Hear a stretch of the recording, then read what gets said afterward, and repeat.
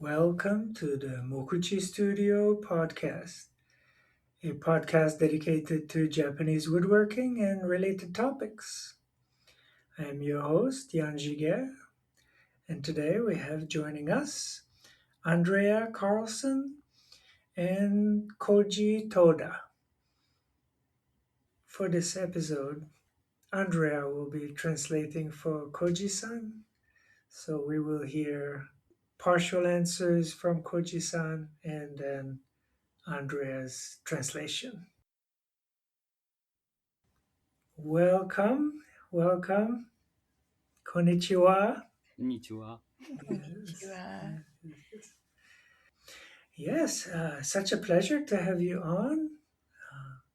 We first met, I believe, back in 2023, the beginning of that year. There was a Kominka festival outside of Portland, Oregon, and somehow we got connected. And I went up. I had just a little table with a few tools and things, and I believe I met Koji-san along with Kunito-san. Kunito-san, Andrea's your husband, and Andrea, you were not there at that event, correct? You were in Japan.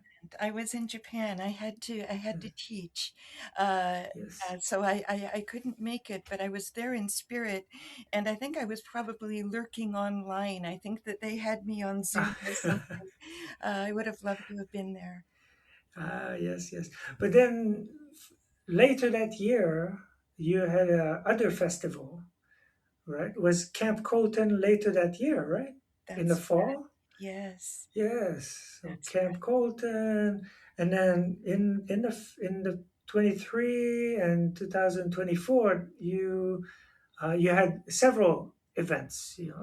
I also met you at Camp Colton, but also a delegation of the Kominka collective went to a Timber Framers Guild rendezvous in Oregon, where I was I was attending and participating, and I was happily surprised to see Kunita-san, your husband, show up. I did not know he would come, so that was wonderful to see him again there.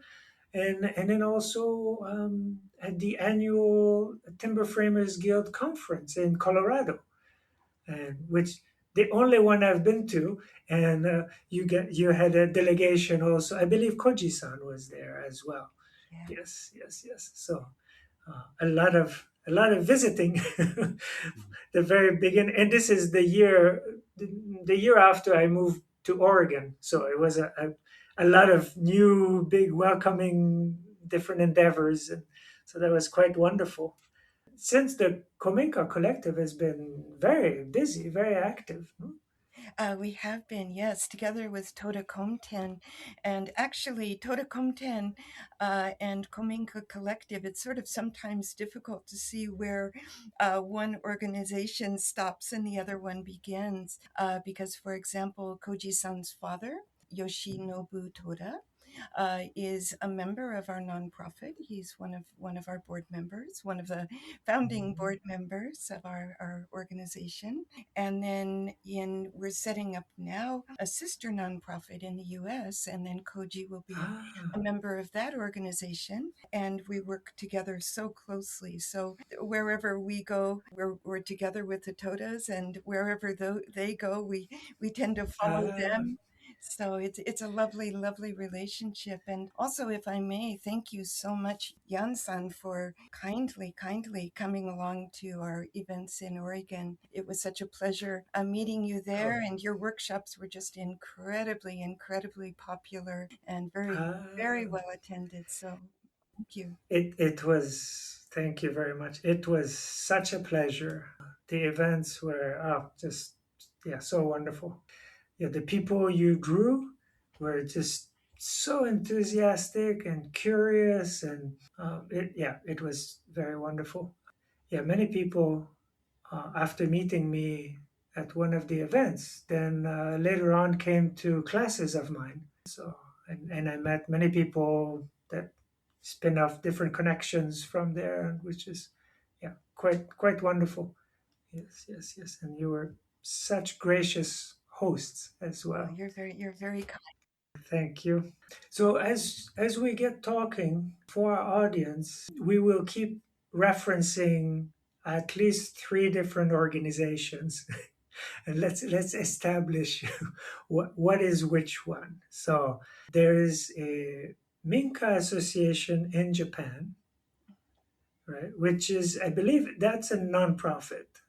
There's Yes. actually, if I may, there's actually Yes. several, and they Ah, all okay. seem to have either the name, the word Kominka or Minka in them, and all of the names are very Ah, similar. okay. But I think the one that you might be referring to is the Japan Kominka Association, which is a very, very Yes. large organization made up of many, many temple builders and architects and owners of small construction, especially construction companies that do maybe some traditional building. And Koji-san's father, Toda-san, was a founding member of that company, of that not company, Ah, that that. nonprofit, the Japan Kominka Association. Ah, okay, okay. So that's the Japan Kominka Association. Then we have the Kominka Collective, Yes. which, if you can describe. Oh, I'd be delighted to. We are a not for profit organization. In Japanese, we're called an Ipan Shadan Hojin. I don't think there is actually an English equivalent, or, perhaps there are similar types of organizations, but in Japan, that's what we are. And in the US, we'll be a nonprofit in the hopefully not too distant future. And we're also setting up a nonprofit in the Netherlands as well. So Oh, we're wonderful. and as you may know, we do a range of different kinds of activities, including holding events, as you've just described. Also, we collaborate with the Timber Framers Guild, and recently we've been having architectural study tours in Japan, going way off the beaten path all over Japan, meeting craftspeople and artisans, having workshops, and we do this together with Toda Komten. So it's Kominka Collective's name, but Toda Komten is right there with us in all aspects of the planning and Ah, all of mhm. this. And we also have what we call an artisan fellow, which is a young person who would like to come to Japan and spend some time sort of going around the country working with various craftspeople, learning from various craftspeople.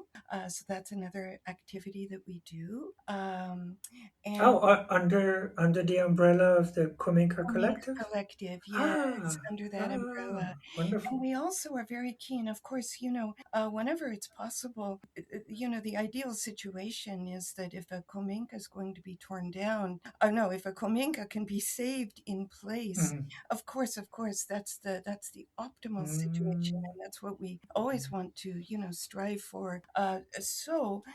In terms of, that kind of stewardship and supporting Japanese people in Japan, people outside of Japan who might like to have a kominka that they can restore, or maybe it's already restored, and use in creative ways, or use as a residence or part-time residence. We're very keen to be able to contribute and support people in that. So that's another thing that the nonprofit does.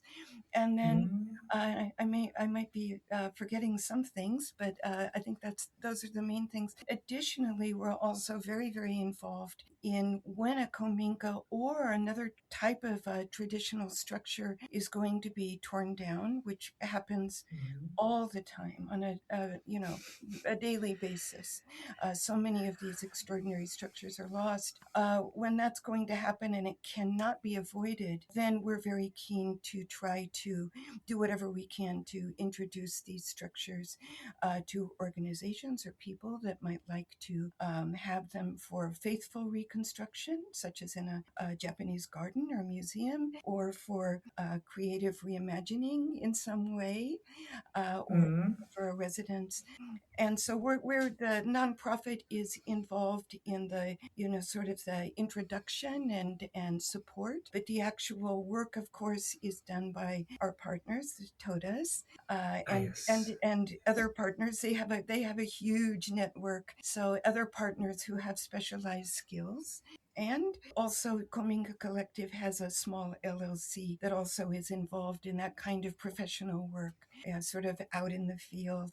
Things like In the involved with the dismantling and relocating of frames. That's the LLC part. Yes, Yes. yes, and not the Okay, actual okay. work itself, because that's what Todas do, because they're Ah, they're the ones with generations of expertise. But our LLC part plays a smaller role, much smaller role, just in logistics and interpreting and translating and ah, coordination and those things. So our professional side, the LLC side, picks up where the nonprofit side, it's beyond our capacity to do that. okay, okay, okay. So, not to oversimplify, but the Kominka Collective is largely speaking a facilitator, right? Making the connections and making sure a client is connected or a new owner of a Minka to be revived or things like that. Yeah? That's right. Yes. And then Toda Komuten is a other part of the whole picture. Koji-san's family company. Yes. So Komuten is a, how would you translate exactly? It's like a building firm, but not necessarily small scale, but in a way small, not small projects, but like family owned type. Yes, is that correct? Let me just check in with Koji-san because he's the expert. Koji-san、どOkay. う思いますか？コンテンの意味は、まあ、コンストラクションカンパニーですけど、とか、コンストラクションファーム。でも、大きなプロジェクトがやっても、コンテンの、どうですか、ニュアンスはあまり大きくないうん、会社。そうです。うん。そうですね。工務店なので、地方、都市部ではな So い。Koji-san is mentioning that what you've said is correct, Jan, Mhm. and that sort of the nuance or the connotation with Komten is maybe a more local or perhaps regional Ah, company. yes, yes, So maybe yes, not a yes, yes, national company like that. yes, yes, yes. Again, not to oversimplify, but is Komuten sort of the today's what the village carpenter would have been, Oh, Koji-san, or village builder? oh, Is it? Let me check in with Koji-san. Koji-san, Mm. どうですか？今のコンテンの意味は、so perhaps a construction company, maybe not necessarily always limited to a village. And also, I think Koji-san is saying not always limited to the construction company having their own carpenters or having carpenters. Ah, It does have the nuance or the connotation of doing the carpentry work that meets the needs of the local community. I see. Yes, yes, yes, yes. That makes sense. Yes, yes, yes. And then what is Koji-san's role in the company? コージさんの特にお仕事は何ではい。すか？あの、すいません。僕は、大工ではないんですけど、あの、僕の仕事っていうのは、あ、Thank you. So, Koji-san is just mentioning that he apologizes that he's not actually a carpenter, Oh, although if I may add, I know that he has a lot of knowledge about carpentry, and also he has a background in architecture. But he's just saying here that in particular, the work that he's doing is related to working with developing new products, maybe particularly in relation to using reclaimed materials and also traditional materials, and also working with the government to try to resolve issues related to vacant houses. And vacant house, if I may add that, vacant house doesn't always mean Kominka. A vacant house can be a newer house that's not built using traditional methods. But in fact, many Kominka are vacant houses. So he works closely with local and I think also national government trying to bring about change to preserve and renovate and reclaim Kominka houses, and also pass on traditional building methods and things like that. I see. I see. I see. Wonderful. Wonderful. コジさん、もし間違いがあったら、間違いあったら教えてくださいね。国とも。完璧です。I'm asking Koji to correct me if I'm making any mistakes. Okay. Okay. Great. Great. Great.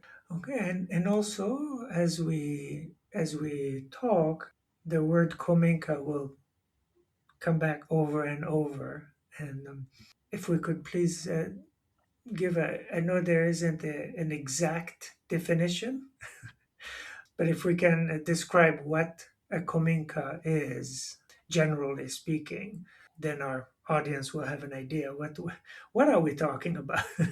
Yes. When I first heard the term Kominka, I had been familiar with the term Minka, and I know so few words in Japanese, but I know that ko is like a child, like a small. So first I thought, oh, kominkas are small minkas. but it's not that at all. It turns out, please define, and maybe Koji-san can define what a kominka is. はい。古民家はですね、今日本国内では、正式な定義っていうのは存在しないんですけど、私たちは、私たちが考える定義、古民家の定義っていうのは、So Koji-san is just describing that, as you mentioned, Yan-san, it is true that there is not one sort of official definition of Kominka.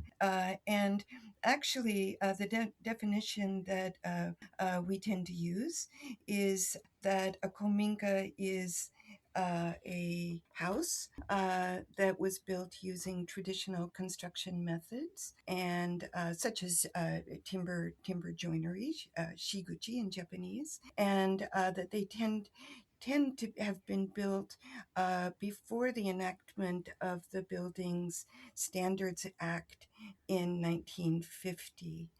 And if I might also just add to that, as you said, Jan, you knew the word minka, but not the word kominka came later to you. Yes. And in fact, there's kind of an ongoing debate about minka and kominka. Are they different? Do they mean the same thing? Which one should be used? And I think I've heard people like Asby Brown or Yoshihiro Takishita, who are, really experts about kominka and about minka. And I think they both weigh in that they're exactly the same. There's no difference in the meaning.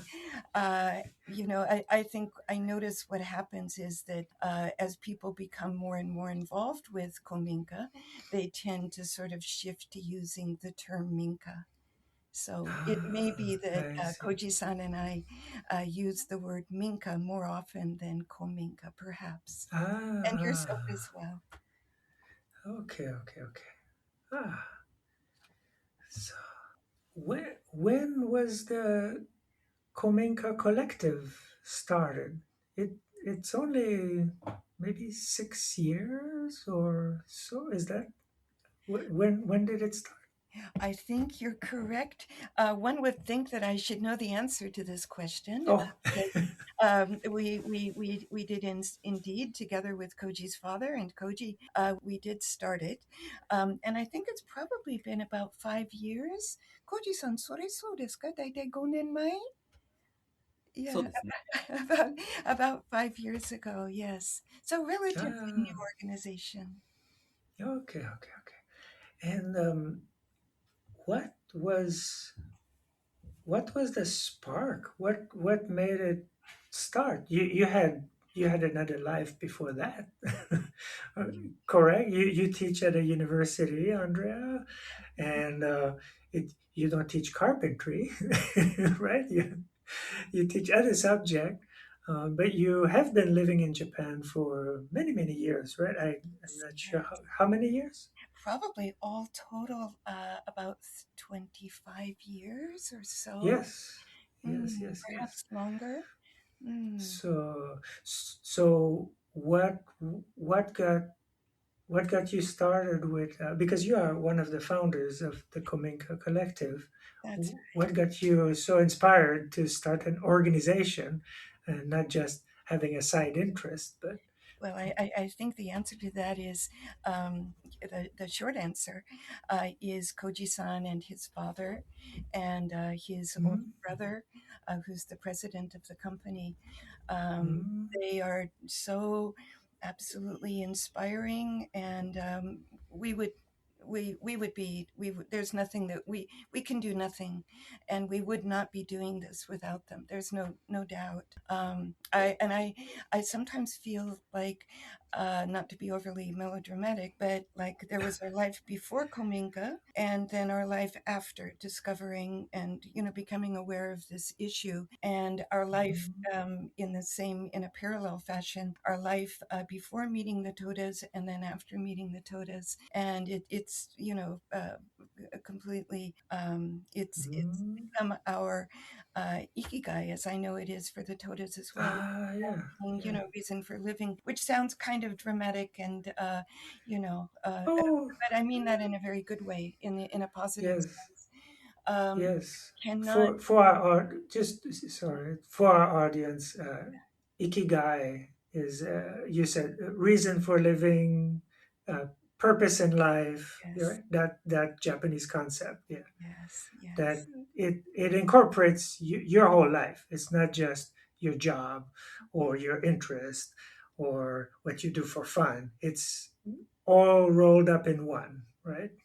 Your exactly. passion and livelihood and interest, and purpose. Yes, yes, Yes. yes. And of course, for the Todas, this is in their, literally, I think, in their DNA, you know, Ah, because they've been living and breathing this for generations.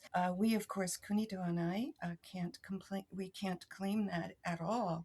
But I think, it's the case that when one spends even a bit of time in these extraordinary old structures and sees the beams and, meets the people who are connected, maybe the family who's owned the Kominka for generations. The same is true with temples and shrines, meeting the temple priests or the shrine priests, but the buildings, for whatever reason, are going to be torn down. One cannot just help but to really fall in love with them and to mm, not become deeply interested in hoping to contribute in even some small way to their preservation. And mm. you kindly asked about what sort of started or what maybe was or sparked our initial interest in Kominka. If I may. Uh, Yes, yes, please. a I'm bit very curious what got this started, how you met Koji-san and his family. Um, yes, what was there a house? Was there a house you wanted to save, or what happened? There was a house, actually. There is a house. Fortunately, it wasn't demolished, but there's a beautiful, beautiful small house across the road from us. And it's Ah, old. It I don't know if I should call it a minka. It's more a Sukiya style tea house, actually. but it is an old Mm. house, and the previous owners were tea ceremony teachers, and it was very lightly lived in, just extraordinary, extraordinary structure. And my brother was visiting. My brother is a design builder in Oregon, and he has a long, long interest in Japanese architecture and carpentry. And Mm. he happened to be visiting, and our friend, our neighbor, invited us to come over and visit her, and so we did, together with my brother. And she told us that she was probably going to have this gorgeous house torn down. And of course, Oh. we were surprised, and we asked why. And she said, "Well, because I can't sell it, and I can't sell it. I can't sell the property with a house on it." Now, this wasn't just any house. It wasn't Mm. house that we see all around us. It was, a house that was built by very skilled carpenters, and was in perfect condition. So we went back home, which was, just across the road, Yeah. Yes. and Yes. we were kind of in shock, and we talked about this. And actually, in Oregon, my brother had relocated a few houses that were somewhat historic and were going to be torn down, and so he relocated them to a rural area where they're now living. Not Excuse me. Historic houses in Oregon. in Oregon, yes, Okay, yes, from Oregon to Oregon, to Oregon, right? yes. Moving. Yes. Yes. Yes. Okay. They were relocated just outside of the town that they were in. So it Ah. wasn't a major kind of undertaking, but it did mean closing to traffic some main streets while they were moved. And, Yes. Oh. Yes. it Yes. was Oh. something. And that was many years ago. And then also when we decided to build our house in Japan, we had a tiny budget, which meant that we would have been living basically in a sort of prefabricated box together with my husband's parents, and that wouldn't have been a good, happy situation for any of us. Mm-hmm. The too Yes. much closeness. My brother, together with a Japanese carpenter, somehow managed to build our house. They didn't speak a common language, but it's still standing, so it seems to have worked out. And this Oh. is about 31 years ago. Again, it wasn't preservation related at that time, to be honest. It was budget related. We didn't have enough money to build anything that wouldn't have been really tiny and everything. So my brother built a lot of the house in the US and then shipped it over, and also sent over by some containers a lot of wood from Oregon.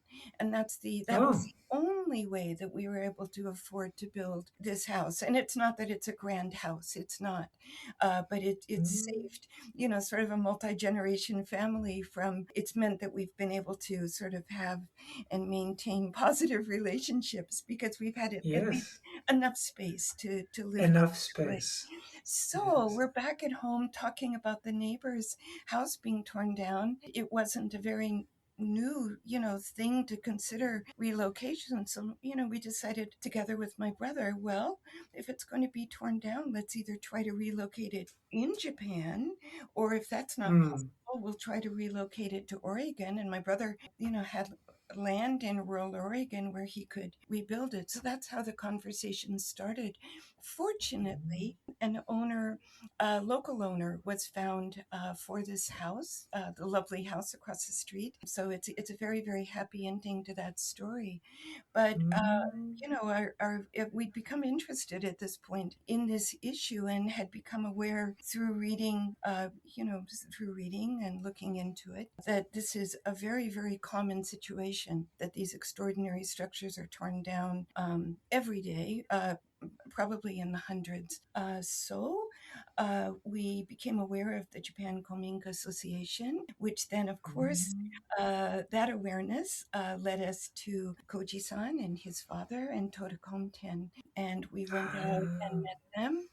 And they have two offices, one in the city, and then they also have one in a more rural a beautiful rural area called Shinjiro, and that's the office that we went to. And that office, anyone who visits Japan, please come and see it. It's extraordinary. It's a relocated Kominka from Niigata, so about Ah. 5 hours away from Shinjiro. Shinjiro's in Aichi, and it was a Mhm. very, very old Kominka that was on its last legs. It was Koji-san's father, Toda-san, has told me that it wouldn't have lasted much longer. You know, Kominka are resilient, of course, but this had been vacant for decades and not Mm. at all.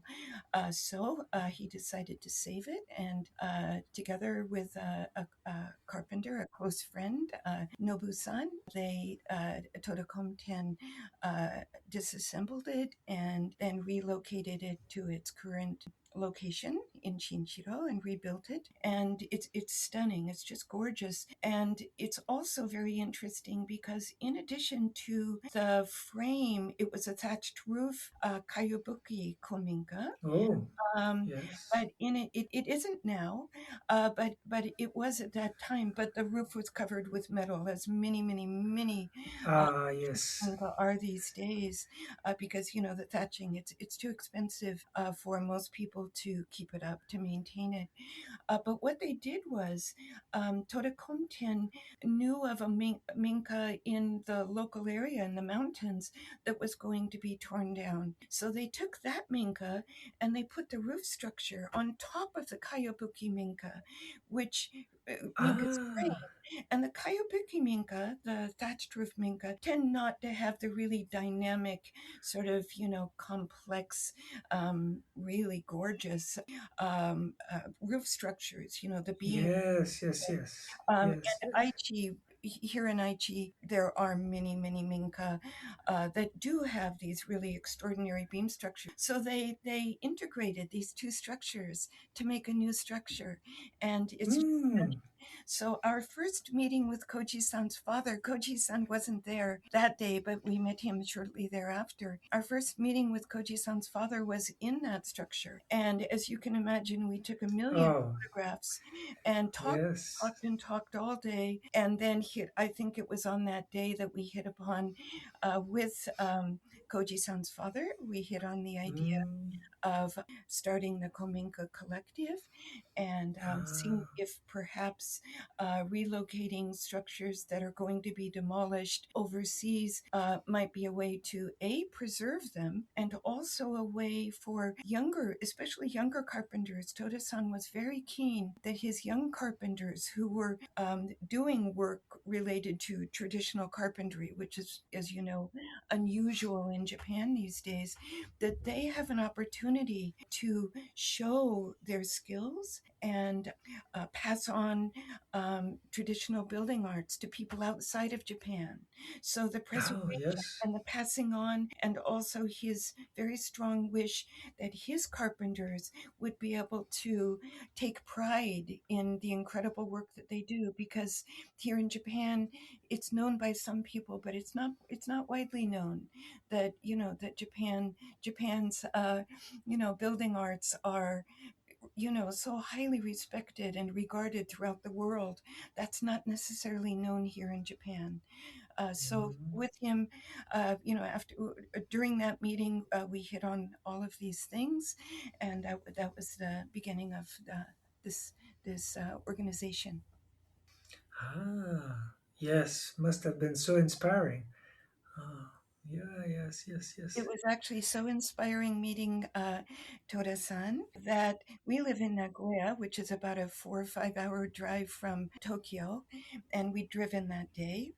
And Shinjiro is about an hour's drive from where we live, and we were very close to Tokyo by the time we realized that we'd gone in the wrong direction, because we Oh, were talking and we were so excited.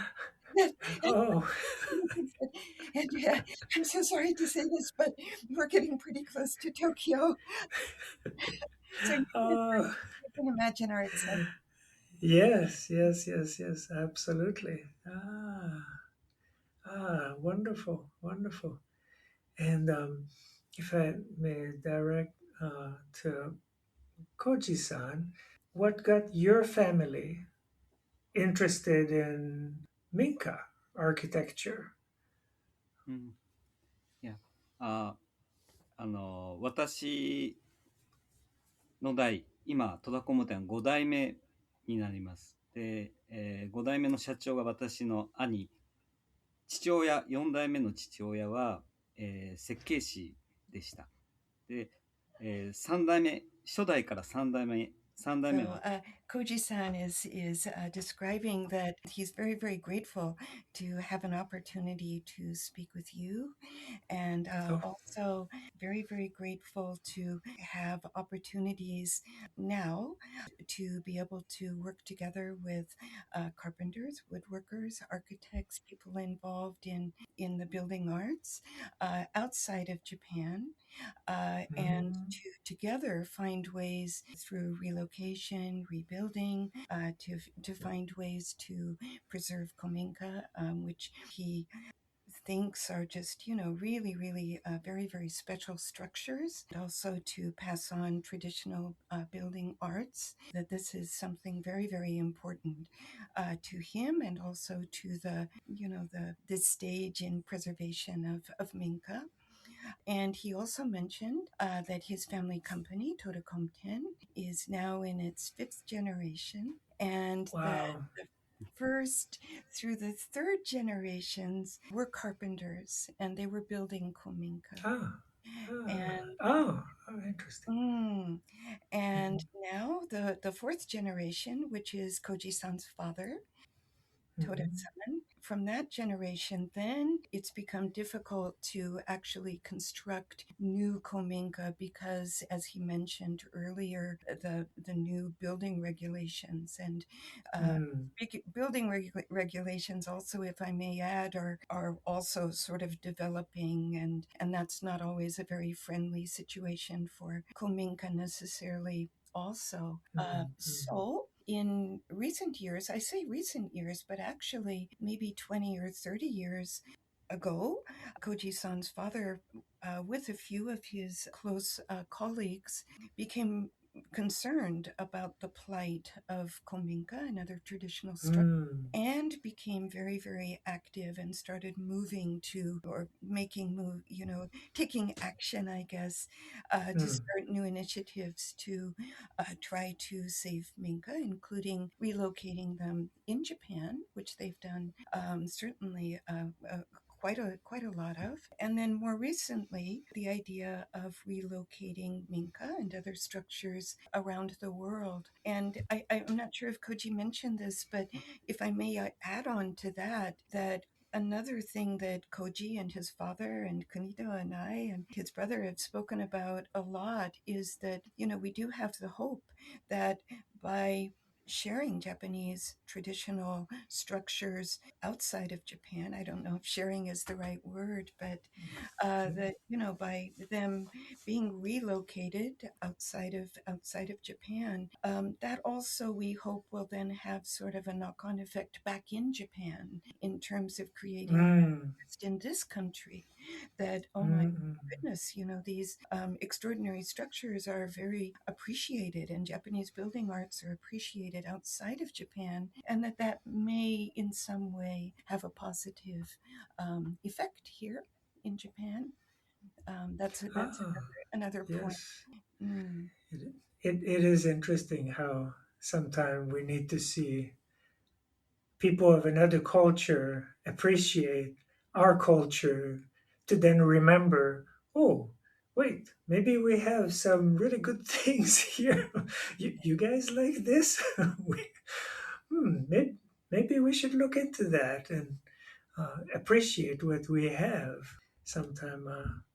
Sometime traveling. Maybe as a young person, Koji-san maybe traveled and saw outside of Japan, maybe, um, and then came back and be like, wait. There are wonderful things out in the world. We also have wonderful things here. Um, is So, is that is that something that happened? うん、いや、そう、大学生になってから、これは私の父親から、世界を見なさいって父親からよく言われた。世界の建物を勉強しなさいっていうのをよく言われた。でもあんまりお金を持ってなかった僕は学生だったので。だから、バックパッカーで、アジアからスタート。アジアからスタートして、徐々にヨーロッパの方に、向かっていきました。で、その時に、その国によってそれぞれ伝統的な住居っていうのが存在していて、ただその作り方は素材も技術も、それぞれの国で違った。で、それは全部本当に素晴らしいものだった。で、ただ僕が思ったのは、その世界中の素晴らしい住居はあるんだけど、日本の古民家ってもしかしたらすごいんじゃない。ちょっと確認したいですけど、ヤンさん、I just want to check in my understanding.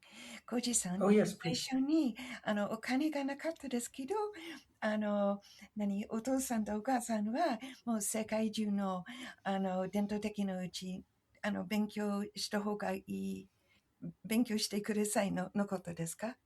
そうそう。OK。で、ただ、ツアーとか豪華な旅行っていうのは学生だったからできなかったから、OK。バッグだけ持ってずっと一人で歩いて回って。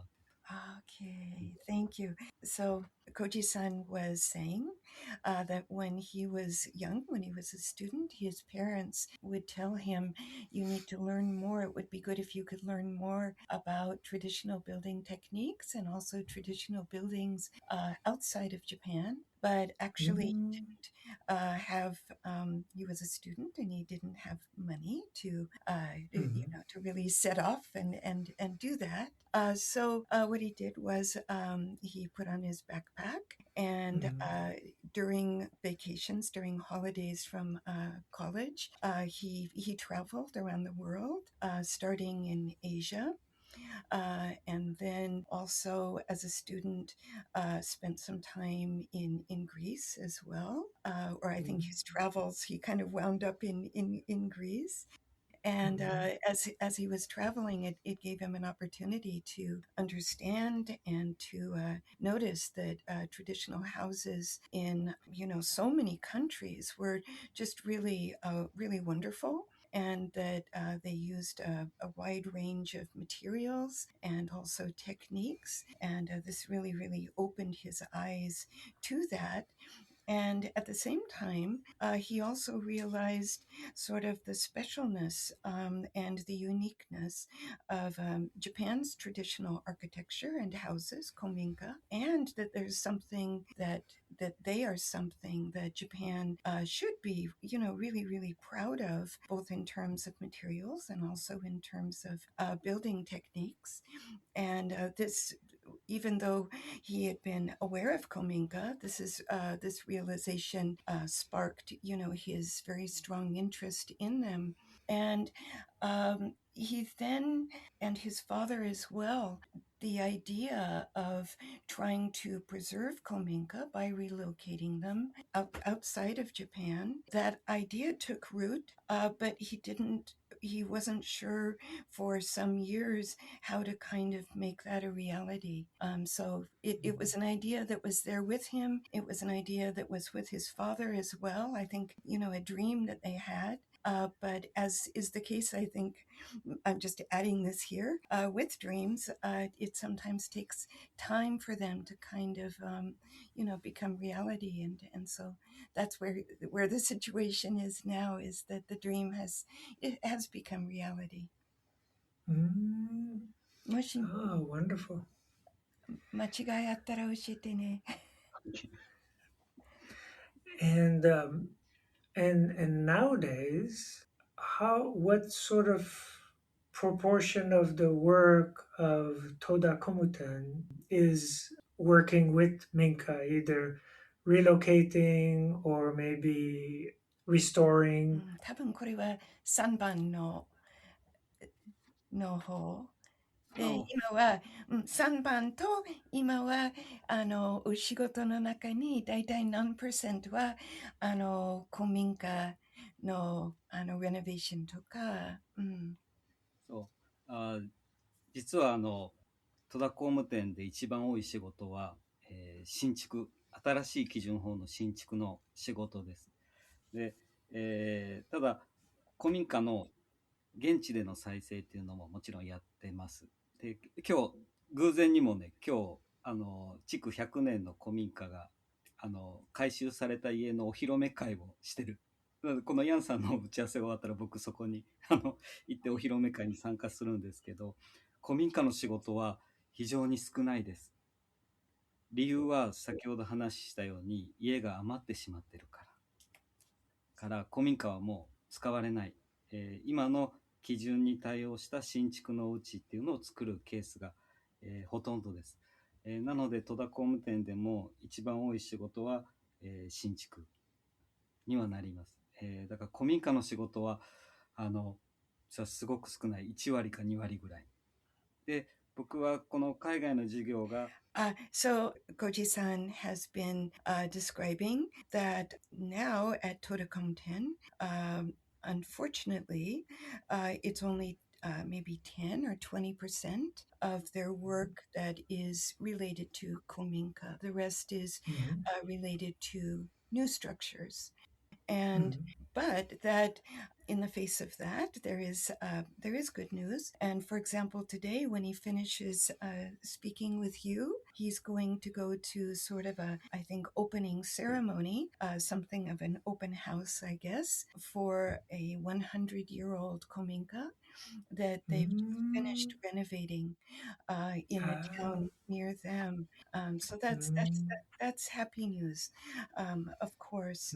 And also, he's mentioning that he thinks that going forward, even though his aim is to be doing more sort of 50-50, half and half work in terms of new structures and then work related to Minka and other similar traditional structures, that to do that in Japan would just be impossible. There isn't a market for it. There are already too many houses. The population is declining, and the interest in moving into and renovating and living in older structures like Kominka is not terribly high. And so he thinks that the hope to be able to do this, to save more Minka and to be doing more of this work is overseas. And that if that's possible, to be doing more and more work rebuilding or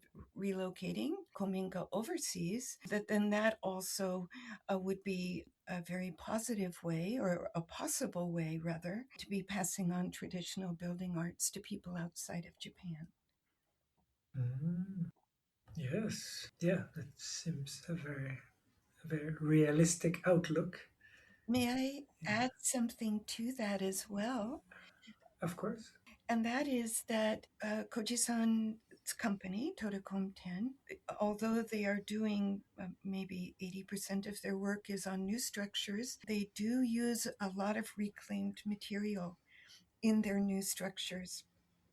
So Ah, when we visit a new structure, we may see a kura door, a door, those beautiful doors from old kura storehouse, or we may see some beautiful Japanese rama, that are used, the carved, I don't know what they're called in English, I'm afraid, but transom. oh, It's a transom space. thank Yeah, you. yeah, yeah. Thank you. We may see some of those. I visited a while back a new house that they'd built and found in it this amazing door. It's the kind of door that we often see in villages or maybe in Kyoto, where during the day the whole door opens, and maybe sometimes they're used for businesses or shops, and then in the evening a smaller door, so it's a door within a door. And they had Ah, beautifully found sort of a new home for that in a new home. So wonderful.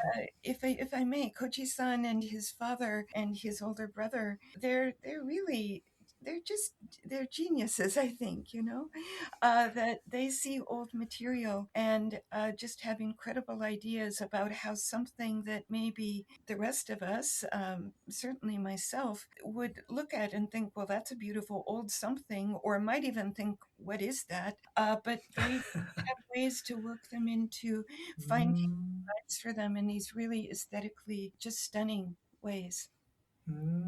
wonderful, wonderful. What a great way to extend the life of objects. Yes, yes, Well, yes. I Wonderful. remember Koji-san's father telling me we were driving way off in the countryside, as we often do, looking at Minka.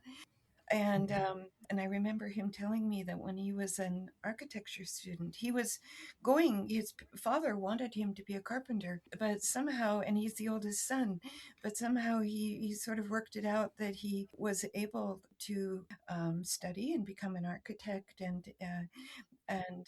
but I remember him telling me that his one of his teachers told him, "Don't ever assume that tatami needs to be on the floor. Tatami can be on the ceiling. Tatami can be whatever you want it to be." And he said that, I Ah, think I know that Toda-san is an incredibly creative person anyway, and mm, but he has said that having, that kind of a mentor and that kind of a teacher mm. at an early age really shaped his thinking. Wonderful. Oh, so yeah, what a great teacher. That is wonderful. Yes, yes, yes. I suspect in this kind of work, both what the Kominka collective does and also the Kominka work from Toda Komuten, I imagine it requires a lot of educating their clients, educating potential clients, and also just sharing knowledge at large. Oh. And so I wonder, I suspect you are called to or set up yourself avenues for that. Maybe a festival like you have done here, or maybe talks or conference or that sort of thing. I imagine is something you enjoy. Maybe you can speak to that. 最初はどうですか？コージさん。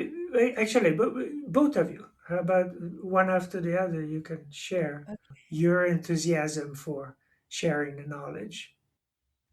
多分古民家、日本の伝統的な技術を、海外の人たちは興味を持ってくれてる人が多いと思うので、例えばこの古民家を海外に移築するっていう事業は、私たち以外も多分考えてたと思う。他の大工さんも工務店も。でもそれが現実できなかった理由は、そこに教育というものがなかったからだと思う。要はビジネスだけで、古民家を海外に送ろうとした人たちはたくさんいるんだ。Thank you. So, Koji-san is talking about the importance of essentially two things, but also a third. And in Japanese, it works out that they all sort of start with K. So one is kyoiku, which is education.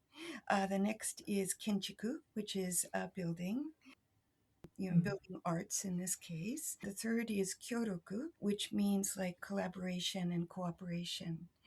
And that those three things, he thinks that in terms of education related, or in terms of the work that he and we are doing, those three things, and especially kinchiku and kyoiku, the building arts and the education, that they really need to go hand in hand. And he said that it is the case, of course, that across Japan there are many people that are concerned about the loss of kominka and other traditional structures, maybe particularly carpenters and temple builders and people that are, very, very closely living with them and working with these structures. And that it is the case that some organizations, he believes, have tried to, perhaps move forward with some kinds of initiatives to, for example, try to save Kominka by relocating them overseas, or try to, pass on building arts in that way. But he said that he believes very strongly that the missing ingredient there is kyoiku, education. That things, his understanding is that many of these efforts in the past have been, not all of course, but many have been related to business. That it's things are business is at the forefront of these efforts, and that by leaving out the educational aspect and also leaving out the collaborative aspect, that it's not possible to, and it shouldn't be possible to relocate these structures without engagement and collaboration on the side of the country that the structures are going to. That it's very important to collaborate and work together and share cultures and understand one another, and with carpenters and other people that are involved in building arts and people more broadly. And that if this can happen, then he thinks that this is the way for the Japanese traditional architecture to find places outside of Japan and to sort of perhaps flourish. I guess I'm not sure I'm using a word that he used, but to thrive, I guess, is maybe a better word. And then also by sharing cultures, what is a traditional Japanese culture can then become a traditional Japanese culture in another country. It may look a little bit different, it may be enhanced in some ways, but that it doesn't need to be strictly this is something Japanese. I may have extrapolated a little bit too much there from what Koji-san said. Let me just check in with him. No, 大丈夫ですか？僕はもう日本の伝統の的な古民家がそのままの形でいくっていうことは望んでいなくて、その国の建築家の色とか大工さんの考えだとかっていうのが新しく古民家に入って、新しい古民家がそれぞれの国で出来上がるのが。So Koji-san has just said that he believes that Kominka should not, it's not necessary for Kominka to go to another country and be rebuilt or reconsidered exactly as they were in Japan. That's not at all important, and that his hope is that when Kominka are relocated to another country, that the carpenters, whether they're Canadian or French or Vietnamese or whichever country, that they will put their own interpretation, and that they will create or recreate kominka that are that reflect their own culture, and that's really key for the kominka being passed on for for future generations. Yes, yes, I'm totally biased, so I completely agree. Yes, yes, absolutely. Yes, could we say that traditional building, Minka in this case, is more about the spirit than a very particular way of building? Is that correct? コジさんどう思いますか？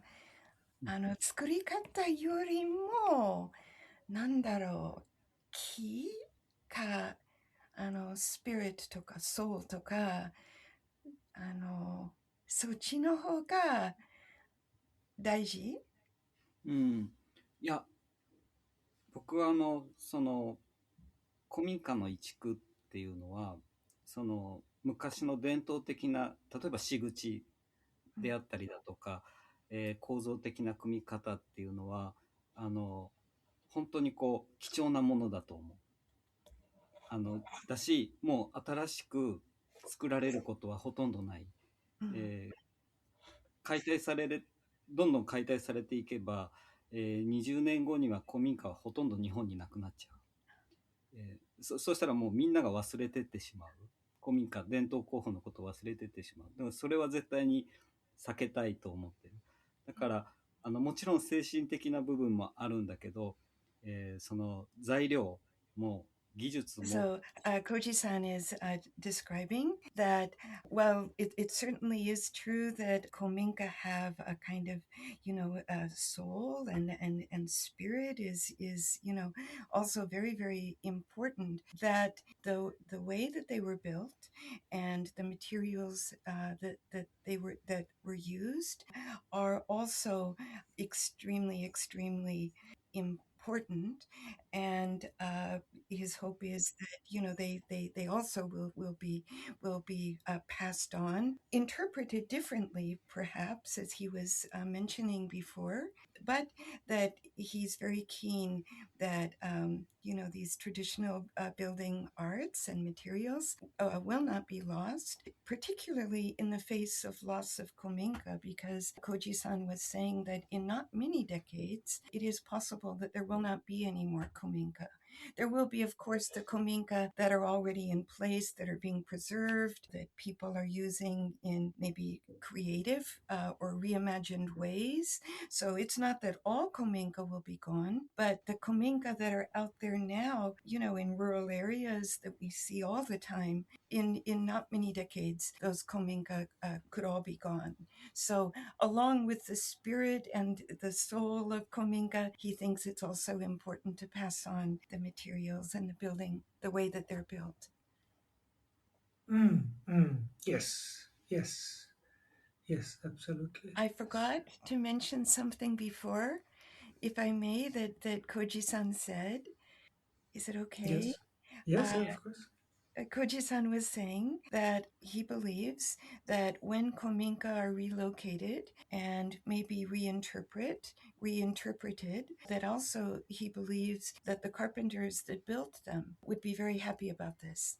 That they would be so happy that they're given another life and that they're being appreciated, and yeah, that would be something that they would be happy about, and maybe even something that when they built the Kominka they perhaps even wished for.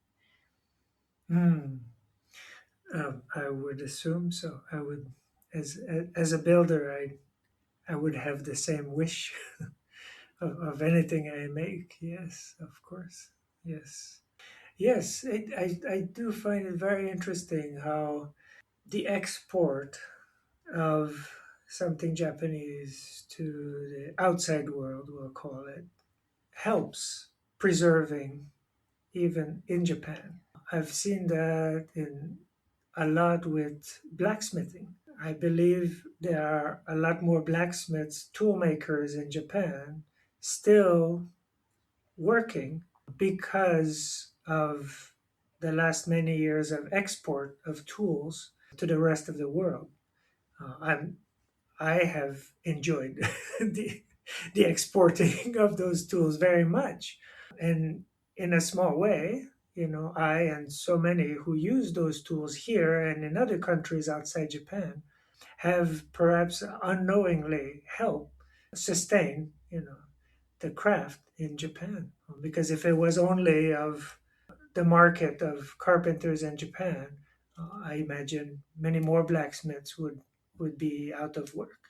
So to have examples of traditional construction, Japanese construction outside of Japan, I think it's such a wonderful thing to have examples. And what about you, Andrea? Regarding education and things like this, is that Yes, yes? yes, Oh, yes, yes. well, yes, I completely agree with everything that Koji-san said, of course. And I think the Toda Komten and together with Kominka Collective, as I mentioned before, I think perhaps so much of what we do is related to education. Something we think about certainly on a daily basis, such as events like the Kominka festivals that we've held in Oregon. Last October, we visited, I don't remember how many cities, but quite a few. I think we had a total of maybe on the East Coast and the West Coast, maybe 11 or so presentations, half-day seminars Mm, that were open yes. to anyone that wanted to join. It was really, really reassuring and also inspiring to us that so many people came and that there was such interest, in the preservation Mm, of Kominka and other structures. And also, I think I mentioned before maybe a bit about the Timber Framers Guild tour that we do with TFG twice a year. I think that's also a really, and I think Koji-san probably would agree with me that it's a really, really wonderful way for people with an interest in Kominka, but also more broadly Japanese building arts and also crafts to be able to go off. And we go all over the countryside to mm, Miyama and spend a lot of time in Shinshiro as well and meet craftspeople and have opportunities to have workshops together with them. And I think that's another way, maybe perhaps somewhat unique way for people to get of course, maybe develop their understanding and perhaps skills related to building arts, but also, sort of experience and get close to these traditional structures. And so, yes, tours and the events, and we give presentations sometimes at universities and other places like this. Koji-san actually does quite a lot of that, I think. And also, one other thing that we've just started doing is some structures that we're going to send to a large public Japanese garden in California. And we're preparing the structures now. One is a very large thatched roof kominka. Another oh, one is a shrine. Another one is a temple gate. And another one is a bell tower. And oh, so, oh, to- all at the same location? yes, all at the same location. Ah, Yeah, are all at the you same at location. are you at liberty to share which location? I think we are. I'll share it and then I'll just double check with the location and please edit this bit out if it's not okay, but I think it is okay. It's Okay. the Japanese Friendship Garden and Museum of San Diego.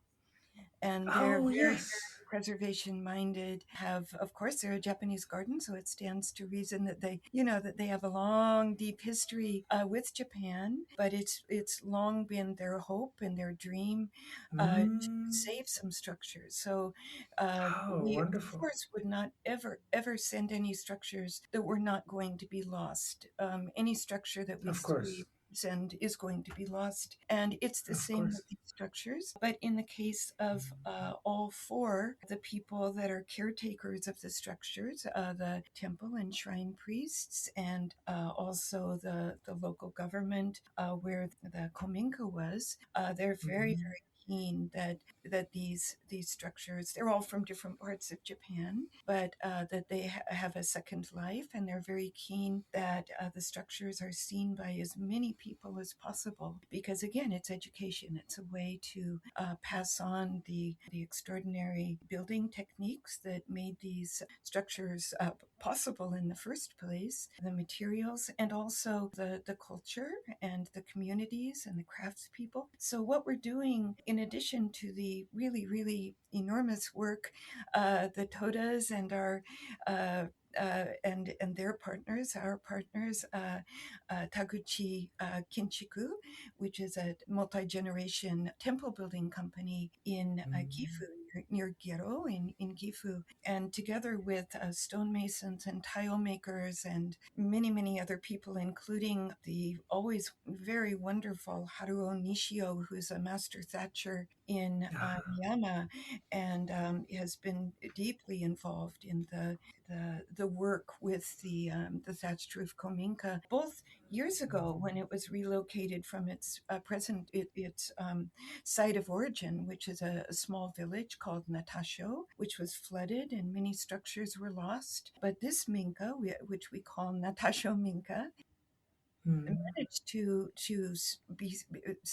stand. It wasn't destroyed, and some years later, it was relocated to a roadside sort of stop, Michi no Eki, a roadside area where it did have a purpose for some years, but then it lost its purpose, and it was just there and falling into some disrepair. And so Nishio-san put his heart and soul into saving it, and he did. And then the garden, the San Diego Garden, very kindly and wonderfully raised their hand and said that they would take it. And so it's it's a very, very happy story, and it's also a story that the community, the village, the area that this Kominka came from is steeped in folklore and steeped in a really deep, very interesting cultural history. In that it's said that descendants of Abe no Seimei, a famous figure in a historical figure, lived in Natasho village, and so we don't know that they lived in that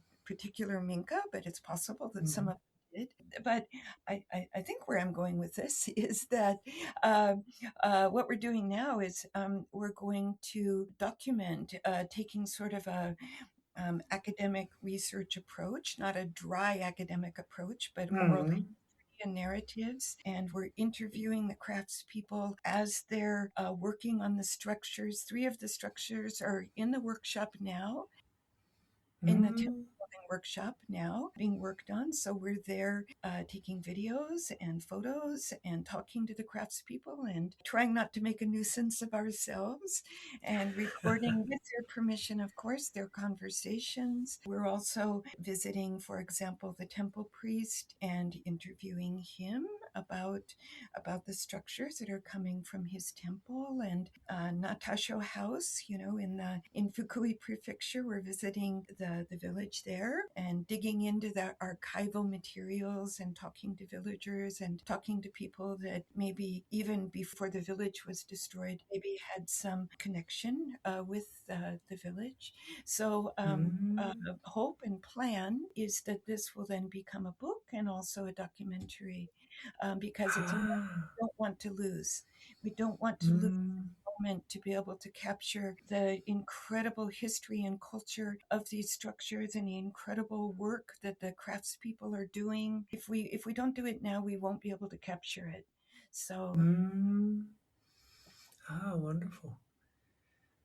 So to stay up to date, to find out when the book comes out, when the documentary comes out, the Kominka Collective has a newsletter, maybe? we do. And in fact, I was just thinking about that this morning, and it's on my list of many things to talk to Koji about. We talk on the phone every day, or meet, and his father as well, and Kunito. It's, we're very much joined at the hip. And a thought is, we do have a long neglected newsletter. It's been at the top of my list for months to put a newsletter out. But it occurred to me that also to maybe touch base with the garden, at least make a blog that would be shared with the garden, with the people at the garden, the people Oh, yes. there, and then maybe perhaps with their permission at some point to also make that public. Because for example, yesterday we were as I said, I think we visited 2 tile makers, and one is a tile making company where it's very automated, and they gave us a tour, and it was really That is Kawara. Roof tiles? Kawara. Yeah, roof tiles. Yes. Yes, Yes. roof tiles. And then after that, we went and visited the tile makers where it's not automated. They're making the onigawara. In Japanese, they're called onishi. There are not too many of them left in Japan. In Aichi Prefecture, I think there's only maybe 3 or perhaps 4 people that are doing this work of making the onigawara roof tiles, which are the decorative roof tiles that are at the end of on the ends of the structures. At the ends of the ridge, and maybe at the ends of sometime the hip rafters. There's a decorative tile there too. I think Koji-san どこですか? Ridge の一番手前のところですか? 鬼瓦は。そうです。リッジの一番手前と Mm, mm, 逆が mm. 両サイドにあります。Ah, Uh-huh. so both sides of the ridge at either Yeah, side. both And ends. Yes, actually, yes. these onigawara, I think the ones that we saw yesterday, Koji-san, どうですか？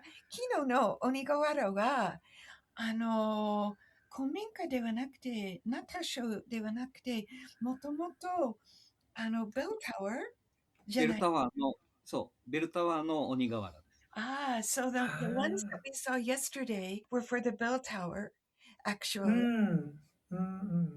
And oh gosh, they were beautiful. And we'll go back again. And the craftsperson who made them told us that we could come back and interview him a bit. So we'll do that. And also next week we're going to visit the temple priest and talk about the disassembly of the temple gate. That's the only structure that has not yet been taken down. So Mm. we'll talk with him about that, Oh, the process. And also, the temple gate will also have onigawara as well. So the ah, person that we met yesterday, the craftsperson, he's going to make another set of onigawara. He's wonderful. going to be busy with this project for a while, I think.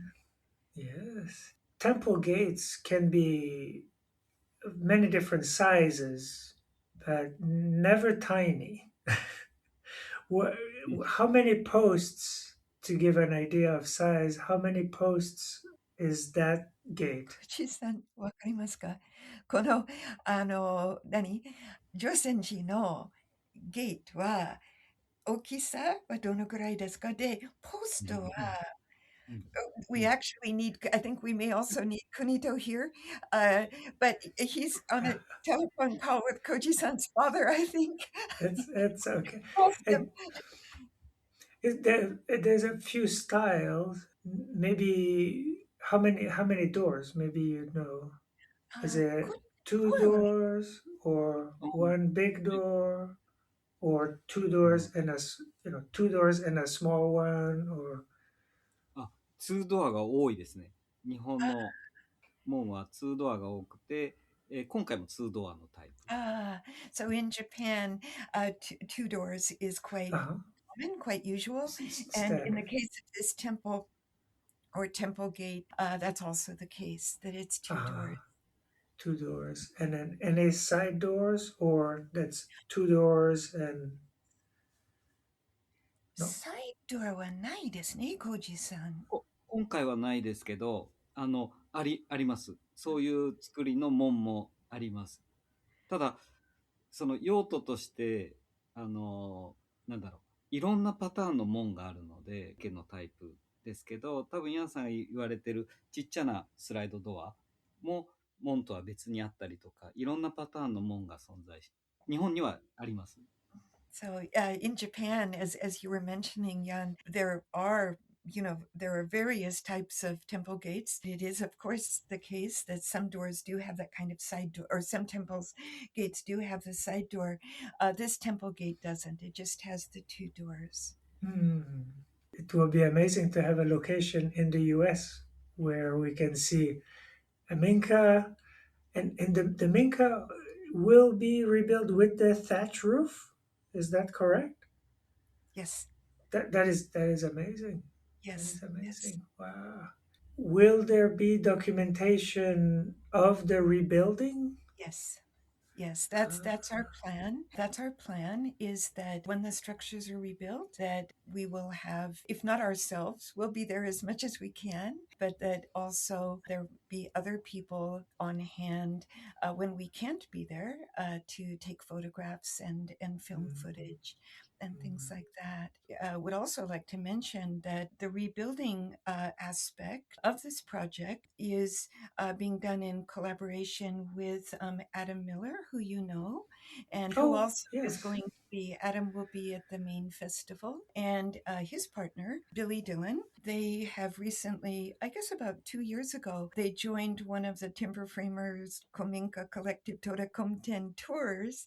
And at the end of the Ah, tours, they said we'd like to partner with us in a business way, but they'd like to supporting this kind of preservation work in the U.S.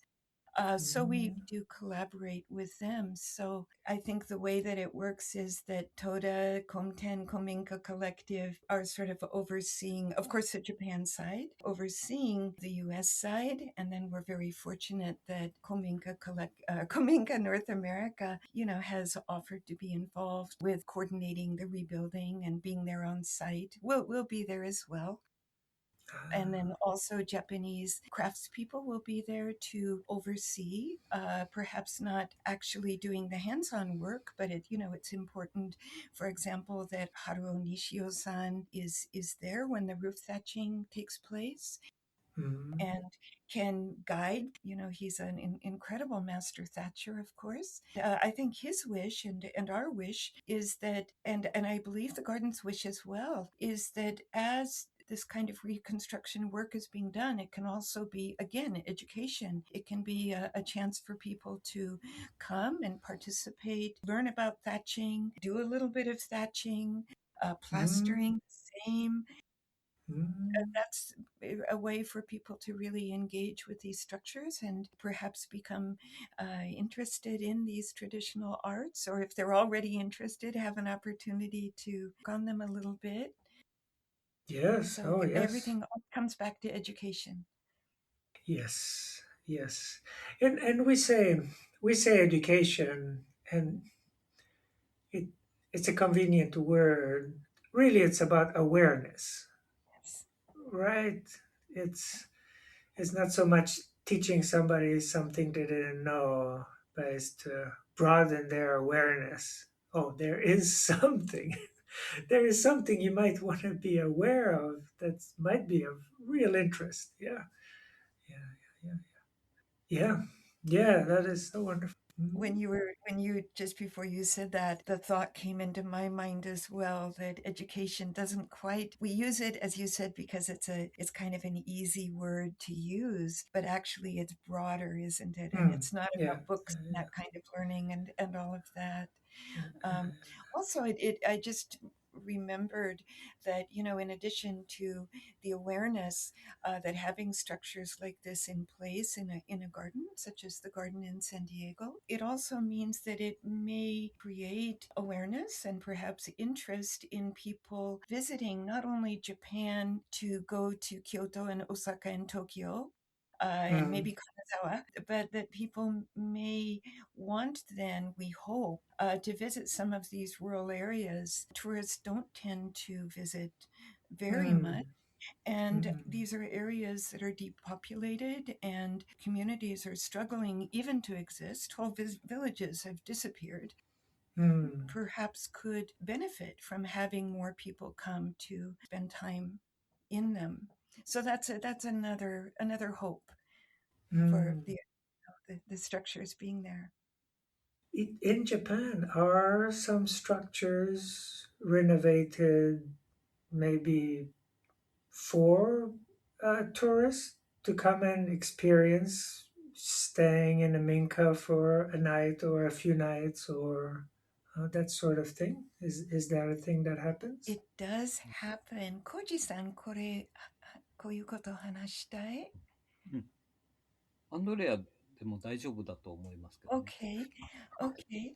It does happen, and I think one area where there's certainly hope, and this is not a new thing, but it is happening perhaps more.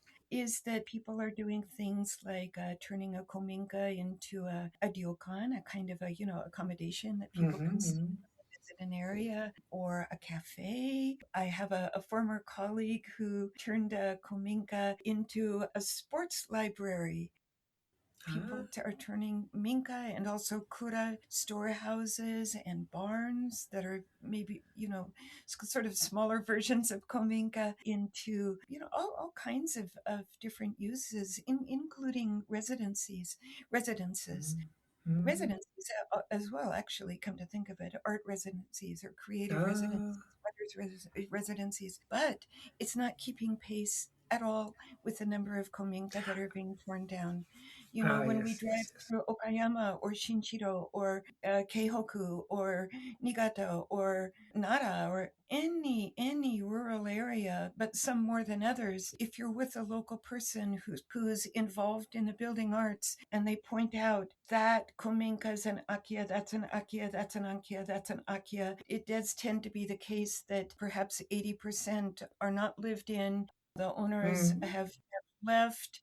No one's coming back. No IKEA is a vacant house. Yes. vacant, right? A vacant Uh, house, and in this case, mm, vacant Kominka.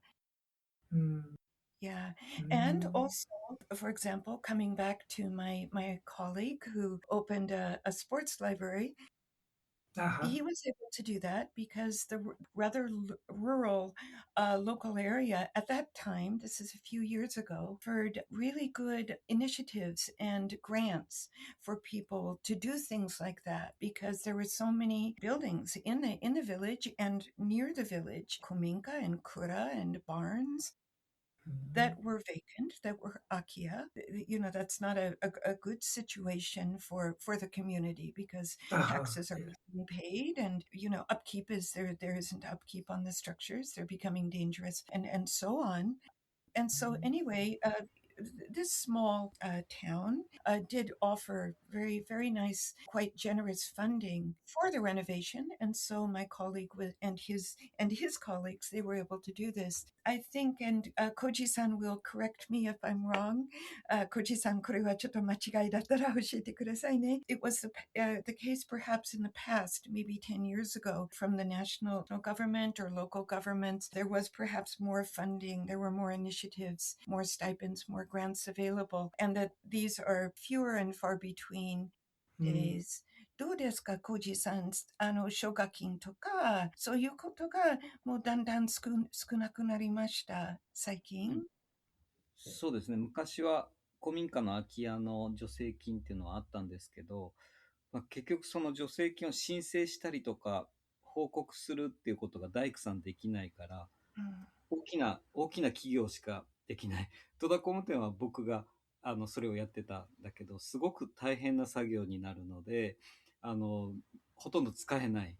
補助金とか助成金使えない状態になってるし、国もどんどんその金額を少なくしているので、古民家が日本で残る確率はどんどん低くなっちゃってるのが現状ですね。で、その意味は、もらっても、一人の大工さんは多分そのお金は、一人で使えない。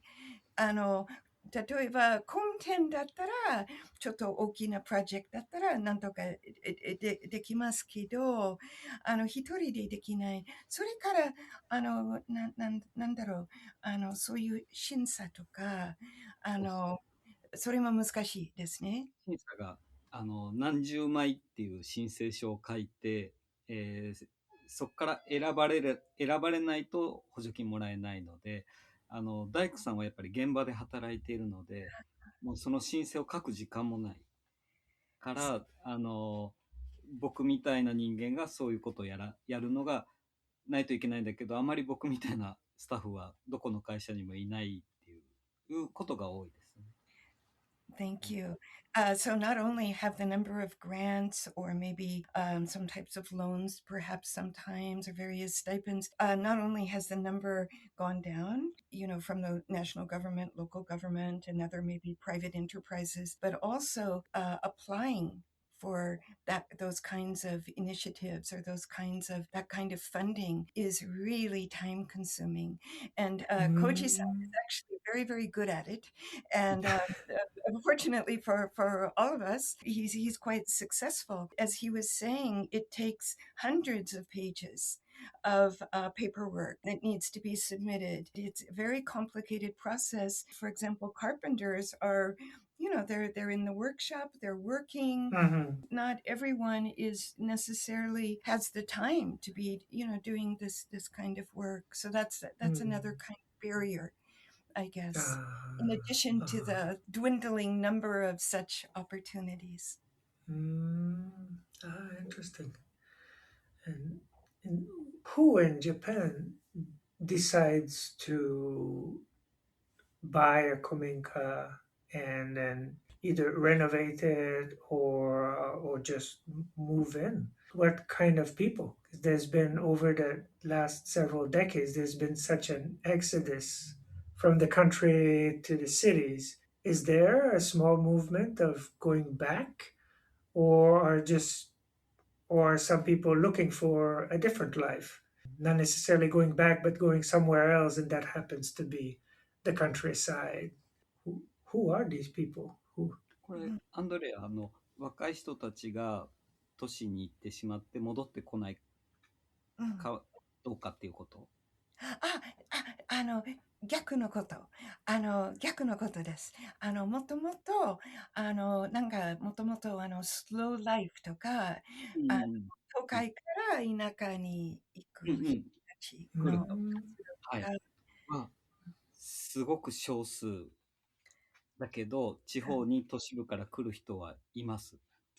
So, Koji-san is saying that there is something of a movement from cities to the countryside, certainly, but it's not. People are not moving to the countryside in great numbers.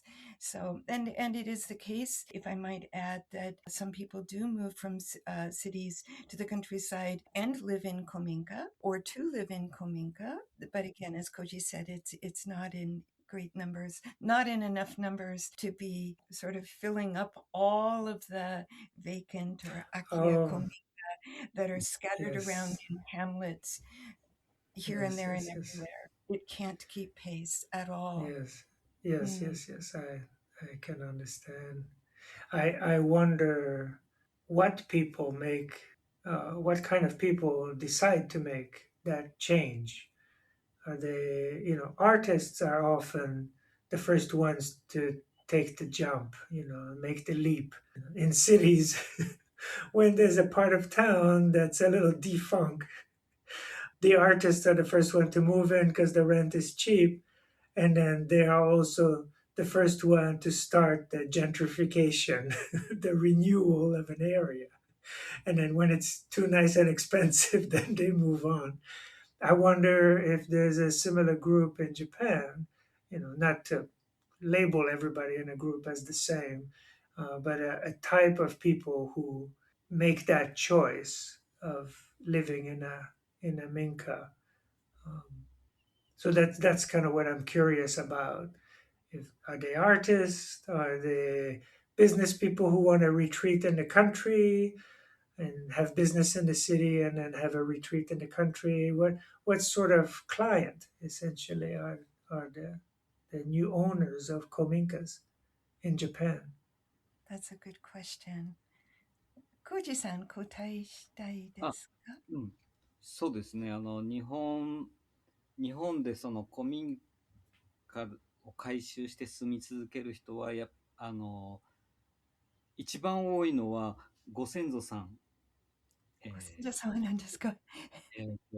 おじいちゃんのおじいちゃんとか、親族、家族でも亡くなってしまった、人が、遺言ってわかるかな、亡くなった時に、おじいちゃんは亡くなって、で、その若い人はおじいさんのうちに。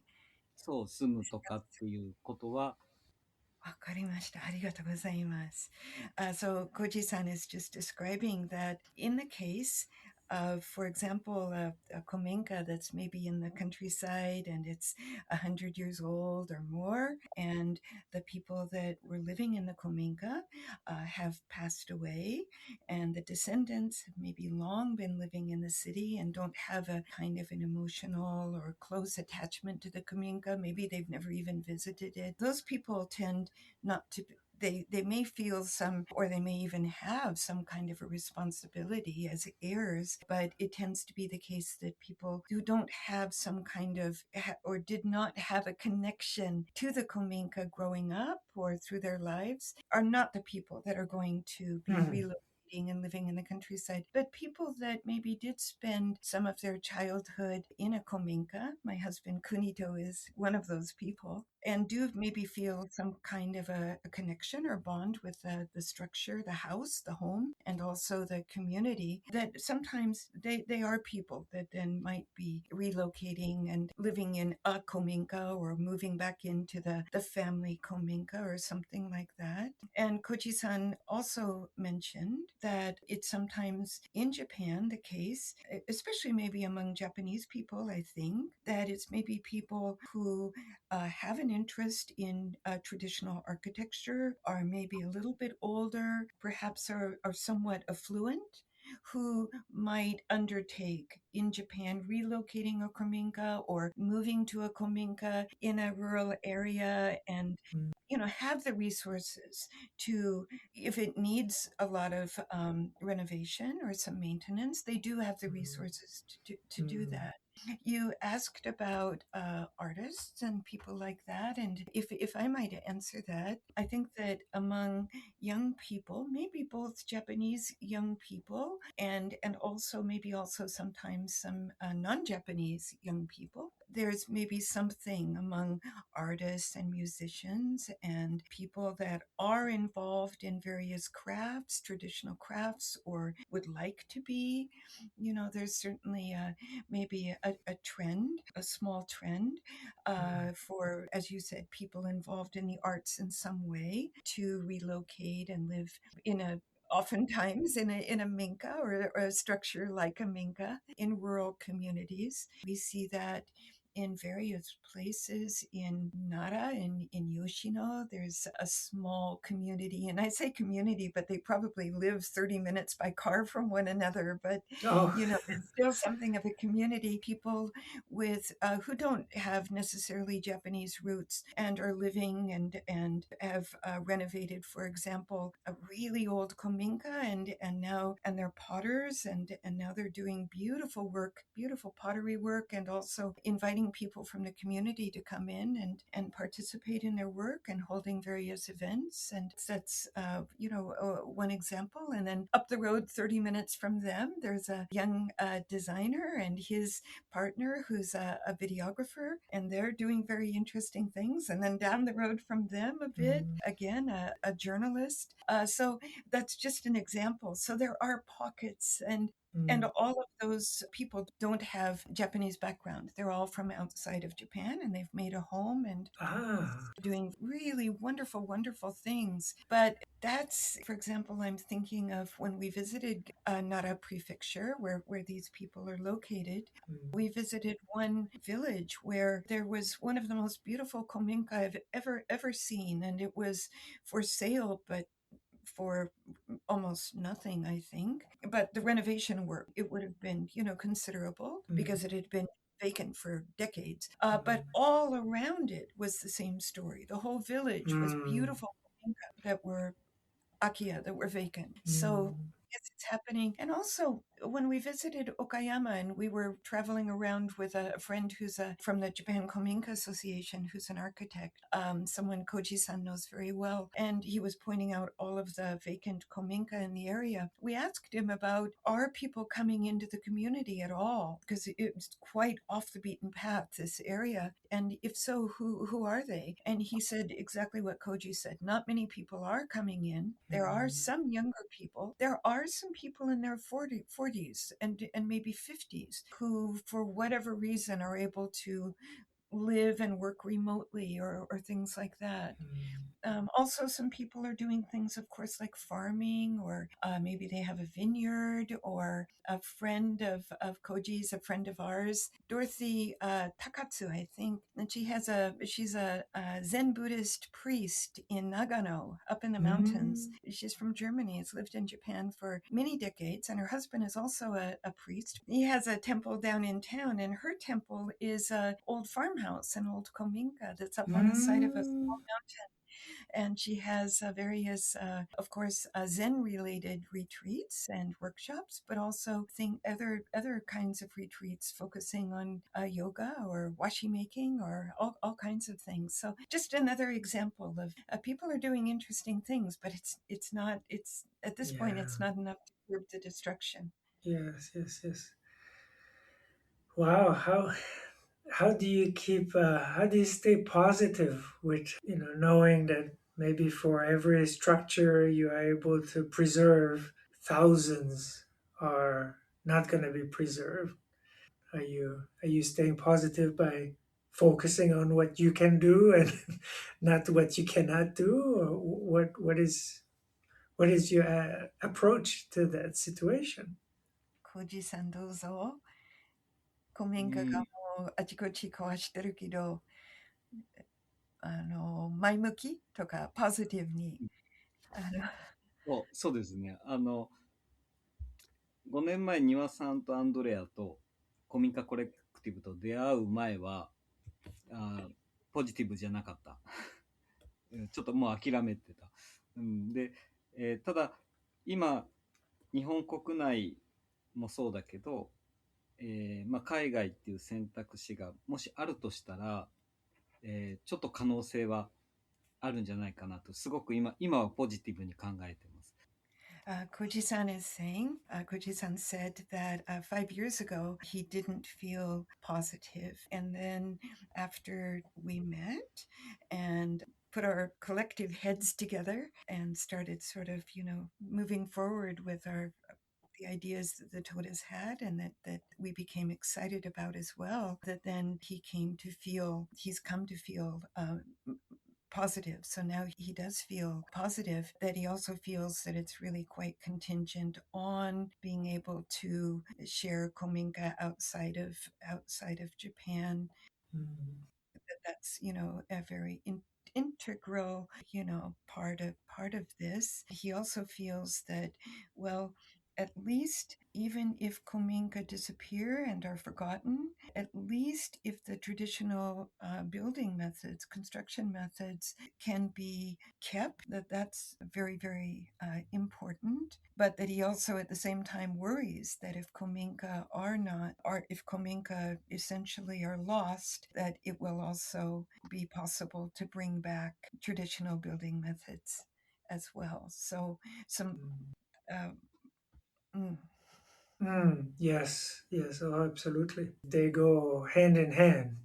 And as I was learning Japanese woodworking, after a few years, I realized I have never seen, I learned in the US to start, I had never seen a real structure built in the traditional way. And yet I was using the same tools and looking at books, but having never been around an example, a physical example of the work. Um, so a few years and eventually I went to Japan.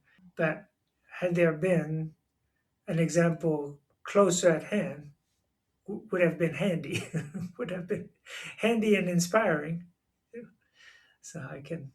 So speaking of interest outside of Japan, it seems like various seminars and festivals you've held in the U.S. and have had quite a bit of enthusiasm around them. Yeah, good attendance. And, yes, yes. has some of that translated into? I mean, not to just call it business, but let's call it sponsors, people who have then stepped forward and say, yes, I want a Kominka, or yes, I want a building with parts of a Kominka, and let's work out something.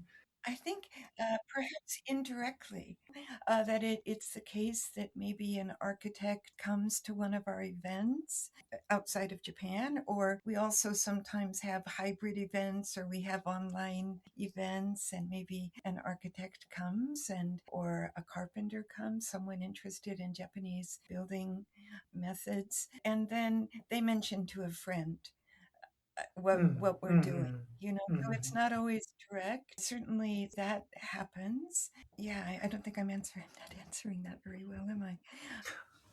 Oh, I'm trying to understand what sort of interest there is outside of Japan in your understanding, in your exposure to having a minka, brought over or parts. Is there a chance of saving some by sending them outside of Japan. Yes. I think that there's I think that I like Koji-san. I feel quite positive about that because the interest is so great, not only in relocating Kominka that are going to be torn down, but also people are interested in coming to Japan and finding a Kominka Mm. uh, that they can maybe live in or use as a shop or something like that. So that's also very promising. And for example, after one of our Kominka tours, or the Timber Framers Guild tour, then two of the people, a couple, a timber framer and his partner, got in touch and said, actually, we'd like to have a Kominka in Japan. We don't want to live in it. We don't want to use it for any kind of a business. We just want to save a Kominka. We want to come over a couple times a year, spend time in it, and we'd like other people to be able to spend, our friends and also our friends, Toda's friends, and Toda-san's friends, and our Uh-huh, friends. uh-huh. We wanted people to be able to enjoy it. So we asked them about where they might be interested in finding a minka, and they said preferably near snow because they're snowboarders, and preferably near the ocean because they love the ocean and they're surfers. Uh-huh. So that the answer there was Niigata. Mm.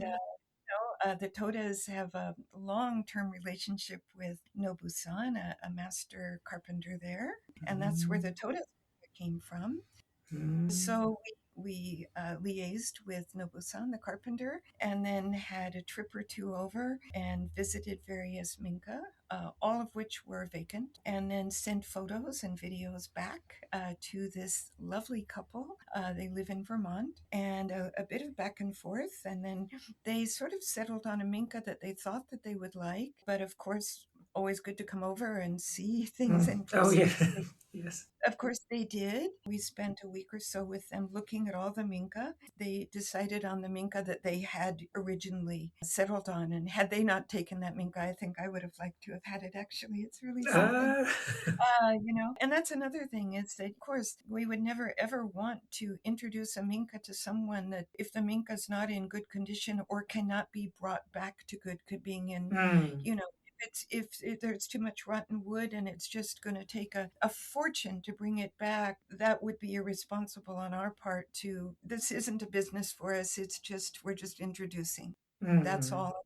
So the way that this has worked out, I think, is actually a very good model because the couple don't come over very often, and some other friends do come and stay there. So Nobu-san, the local carpenter who grew up in that area, and he knows it very well, of course, he's the caretaker and Ah.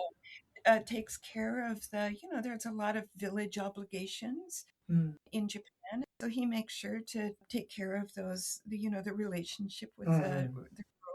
the village, and also does maintenance work as needed. When the owners are coming over, he goes over and plows the snow so that they can get into the house and warms Yes. it up and all. So I think there's so much online right now about Akia and about Akia Kominka, and you can get a Kominka for $5 or something like that, and all of which may be true, but what's free is never free. Yes. And Yes. coming into these rural communities without a lot of thought and a very studied approach, and without people in the community who are happy to be supportive of either the person who's going to be there all the time or some of the time, it won't be a happy situation, I think, Mm. for the owners or for the people in the community. So I think there needs to be thinking behind this kind of new ownership and stewardship and things like that. It needs to be careful and studied. And this is also against a backdrop of the Japanese government seeming to be taking a little bit of a harder line about visas, not Oh quite as really? easy.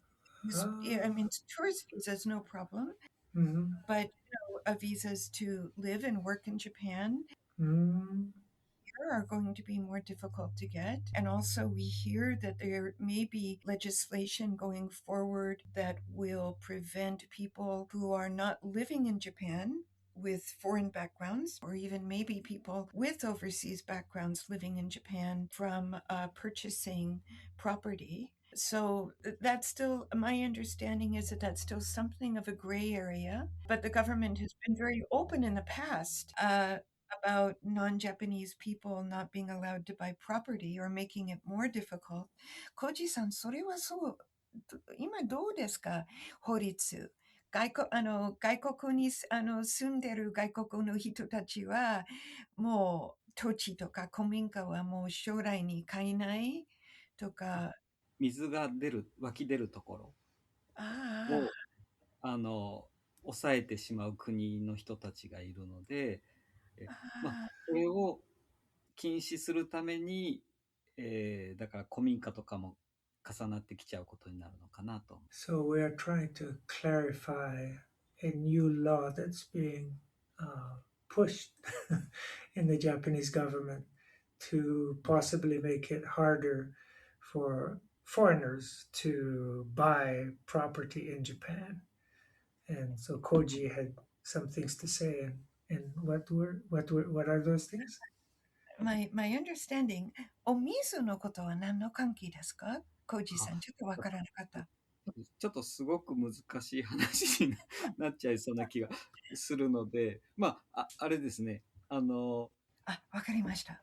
Okay, so I think perhaps the best way to express what Koji-san has just said right now is that some years down the road, not immediately, it may be the case that not that people who don't have some kind of a background related to Japan are not able to buy kominka or purchase property. It may be more difficult for people to purchase Mm, property. But it's mm, not, mm, I think it's something that we see and we hear about often in Japan right now. People are concerned about this, but I think Koji-san is saying that it's something that it's not perhaps as extreme as maybe people may believe it to be in terms of mm. the legislation, and it's certainly not immediate. I see. Yeah, and on your website, on the Kominka Collective website, I've seen there was so much valuable information about advising if somebody is interested in buying a Kominka, especially buying one in Japan and keeping it in Japan and then either living there or coming on vacation.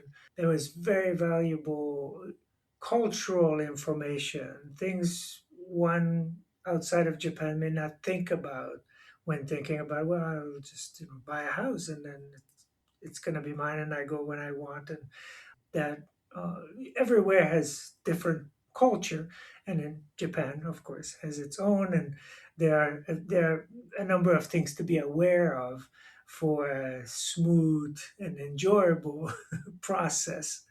And I thought that was so valuable to have that laid out, as frequently asked questions and about the process of either purchasing a Kominka in Japan.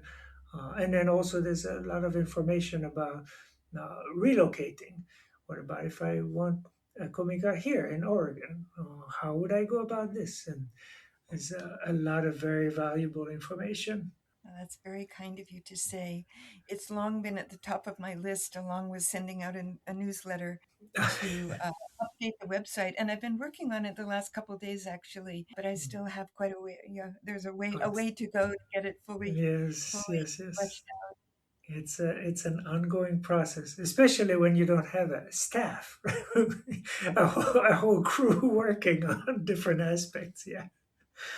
So we mentioned you've had many different events in the U.S. about the awareness, education around Kominka, and you mentioned there might be like a satellite organization in the Netherlands shortly. out.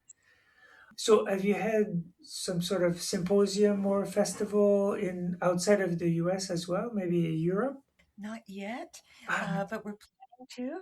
mm, And Kunito and Koji and myself are going to be in England in June and some of July, and we'll attend some organizations that are very kindly allowing us to present about Kominka preservation. mm. their events, their conferences. One of which is the Carpenters Fellowship, their Ah, annual frame event. So we'll attend that and give a presentation, and some other organizations that are related to Japan and also related to architecture and carpentry. mm, We're also hoping to maybe do some similar types of activities or hold some seminars in other countries as well. And over the past couple years, have been developing relationships with carpenters in the Netherlands and Germany, France, Spain, mm. various countries. So we'd love very much to be able to collaborate with people in the building arts, basically anywhere, Asia as well, of course, any country that might have an interest, we would love to collaborate with. And also, we've recently really lovely man named James Irvin, who's from the UK, just was here in Japan, and we were fortunate to spend some time with us, and he's very kindly introduced us to a number of organizations in the UK, and that's how Mm. these introductions have come about. We also have a bit of a relationship with the equivalent of there's a North American Japanese Garden Association, and then there's an Uh-huh. equivalent association in the UK. And Ah, I attended one of their conferences, I think last year, uh-huh. and we're hoping to develop a relationship with them as well. Ah, wonderful. Wonderful, wonderful. Well, we're wishing you the best with that. I can't wait to see what's going to come from, other countries. And you've done a few projects in the U.S. Yeah, there's the housing at your brother's property in Eastern Oregon, and which, interestingly enough, we were talking about education and exposure of different people. That that building, three different young people from the U.S. ended up helping with, who had a burgeoning interest in Japanese woodworking. And all three of them have met subsequently at Kominka festivals, and they have also all taken classes with me. So it's a very small world, and they were so appreciative of the opportunity to work on that timber frame, on that Kominka frame in Eastern Oregon. And then to find that, they could find out more and take a class here. And then they, all three of them are still, are have incorporated the tools and methods in their work, which is so wonderful. Yeah. One of them, actually, several months ago in Portland, has started monthly meetups on Japanese woodworking, sharpening, using the tools, doing joinery, and often has brought in other people to present. So yeah, it's a wonderful, wonderful networking and opportunities to learn and share the knowledge and keep the knowledge alive. I know the three wonderful young carpenters that you're speaking about. Like, we were very, very grateful that they, became involved in the Oregon project. There's Hmm. three, I think, in Oregon now, in Eastern Oregon, Wallowa County, which people may know is a very rural, beautiful but very, very rural corner of Oregon. I think it's kind of wonderful and also kind of unique, maybe, that's where the Minka, have found a home in Oregon. Hmm. Yeah, so yeah, we were very, very grateful that they were involved. And uh, one of the Minka is actually, this is owned by Kiyomi Koike, who is a tea ceremony teacher and also was long involved, had her own Japanese ocha tea company, Hmm. and also a life coach, so a really very wise and very gentle person. She and her husband Bill Oliver, when they heard that the first Minka that we set up, that we sent to the U.S., which was kind of an experiment, really, just to see if we could do it. Fortunately, Mm. we could. Otherwise, it would have been a costly disaster. Um, the Minka that was being built on my brother's property, or being rebuilt, she learned of that and then said, "Well, I'd like to have a small tea house, for a tea ceremony and things." And at that time, the Todas and we and my brother were considering the idea of making a small structure that would be less than 200 square feet, so that we wouldn't have to worry too much about building code issues. We thought Yes. that might be just something, another little experiment, the second Mhm. experiment. And so we hit on the idea of putting together kind of a modular studio, almost a kit, I guess, using reclaimed materials and Mm. also some new materials. And that was built by the Toda's skilled carpenters in their workshop in Shinjiro, and then disassembled and packed and sent over. And Mm. then one of the Toda's carpenters, and I think Kunito went, and Eric was there, and then also some other carpenters. I don't think that the young people you were talking about were there for that stage, but that it was raised and reassembled, and then, but. Before that, Kyomi had decided, wait a minute, I think actually I'd like something a bit bigger. So Mm. even as the studio was being crafted in the workshop in Shinjiro, plans were underway that a small minka would be disassembled and then very beautifully connected with the studio. Mm. So Ah. those two things were happening at once: the planning and the making. And so then that Kominka was disassembled and repaired. And when the Kominka are taken down, uh, every piece of wood is washed. Every roof tile is washed. It's a really hands-on. It's the disassembly, which, of course, is very hands-on. Mm. But there's also another layer to it of making sure it's cleaned up enough, to go through customs and these Mm. things. So anyway, that was happening. The second Kominka was then prepared in the workshop and packed and sent over. And then the three wonderful young people came on board, and together with my brother Eric and Mm. Kunito. And Kunito's not a carpenter, but he's there when the structures are disassembled. And so he's the person with the iPad that says this beam goes here and that beam goes Mm. there, and so Mhm. and then when that work is done, as my brother refers to him as the guy at the other end of a piece of wood. He's that guy. He's not a carpenter, but he's the guy on the other end of a piece of wood. Yes. So anyway, there's that structure that's now been in place, and people are going, and it's Kiyomi uses it for many things, including beautiful Japanese dinners and retreats. And I think it's also people can stay through maybe Airbnb. Mm. It's finding a very happy new life. And actually, when we sent that structure over, or really any structure, and also the structure that went, the first one that went to my brother's place, we pack the minka, we pack the container full of any empty space, is something goes into it, whether it's shoji doors or tatami or kimonos or scrolls or Mm.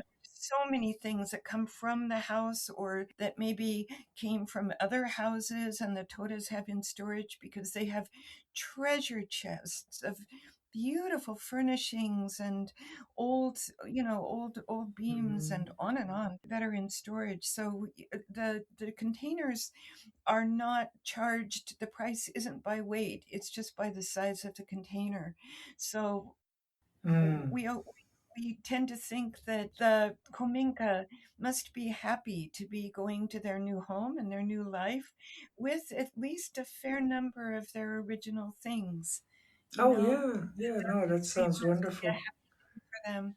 And also in Oregon, and at the moment, this is what we have going on in Oregon. We have other projects in other parts of the country, but in Oregon, another project is a temple gate that will be in the future rebuilt. It's there now, but it will be reassembled, and it will be a part of the Wallowa Buddhist temple.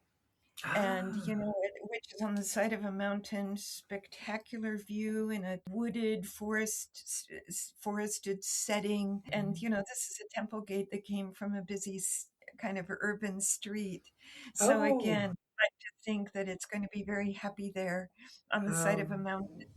how interesting. Yeah. Ah, wonderful. Wonderful. Yeah. And so I so look forward to seeing both of you this summer when you'll be presenting about your wonderful work at the main Japanese Woodworking Festival. Yes. And we as well. We can't wait to see you. It's always it's such a joy to be able to speak with you, and we're so grateful to you for giving us this opportunity. And it's also just such a joy to be able to meet you, see you again in person. So we're very very much looking forward to that. Yes, yes, same on my side. It's been a number of years now, actually. We saw each other a lot for a few years, and then it's been just email here and there, and yes, yes, yes. Mhm. Well, wonderful. Well, thank you so much for taking the time.